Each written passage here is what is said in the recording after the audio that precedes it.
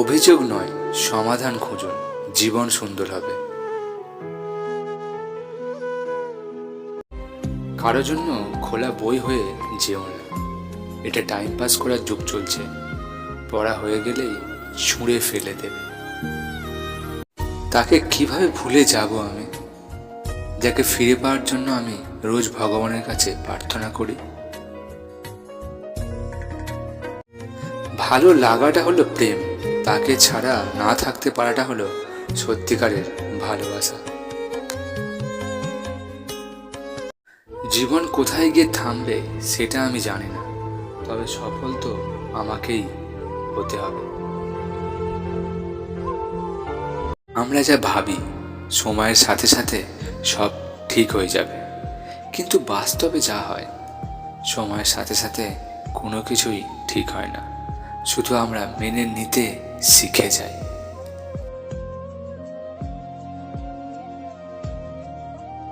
না তোমাকে ব্লক করব, না তোমাকে মেসেজ করব, না তো তোমার অপেক্ষা করব। এবার যেটা করব সেটা হলো নিজেকে বদলানোর চেষ্টা করব।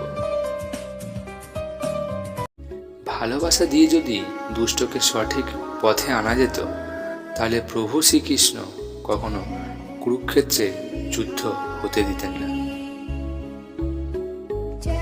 পৃথিবীতে নতুনের জন্য পুরাতনকে স্থান ছেড়ে দিতে হয়, এটাই প্রকৃতির নিয়ম। একটা পাখি কখনো ডাল ভেঙে পড়ে যাওয়ার ভয় করে না, কারণ তার বিশ্বাস ডালের ওপর নয়, বিশ্বাস তার ডানার ওপর।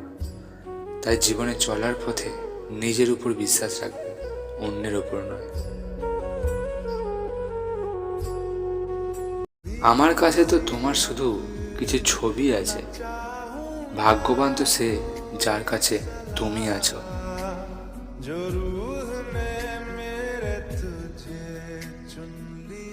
ছোটবেলায় 20 টাকা খরচ হলে বাড়িতে এসে 40 টাকা বলতাম, আর এখন বড় হয়ে কোথাও ঘুরতে গিয়ে 2000 টাকা খরচ হলে 1000 টাকা বলতে হয়। আমি প্রতিজ্ঞা করছি, ঠকে যাওয়া কোনো এক মেয়ে আমার জীবনে আসুক, সত্যি বলছি তাকে রানী করে রাখবো।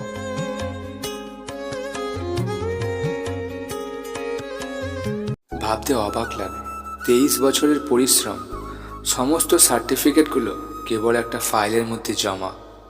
অন্যদিকে রিল বানিয়ে মানুষ এখন সেলিব্রিটি। হঠাৎ করেই মেয়েটি প্রশ্ন করল, সুযোগ থাকার পরও তুমি আমায় ছুঁয়ে দেখো না কেন? দীর্ঘশ্বাস ফেলে ছেলেটি বলতে শুরু করলো, ভাগ্যক্রমে যদি আমি তোমায় না পাই, তাহলে যেন তোমার স্বামী বলতে না পারে তোমার শরীরে অন্য পুরুষের কলঙ্ক রয়েছে। আমি শুধু তোমাকে ভালোবাসি না, বরং অনেক সম্মানও করি, তাই তোমার অপমান আমার সহ্য হবে না।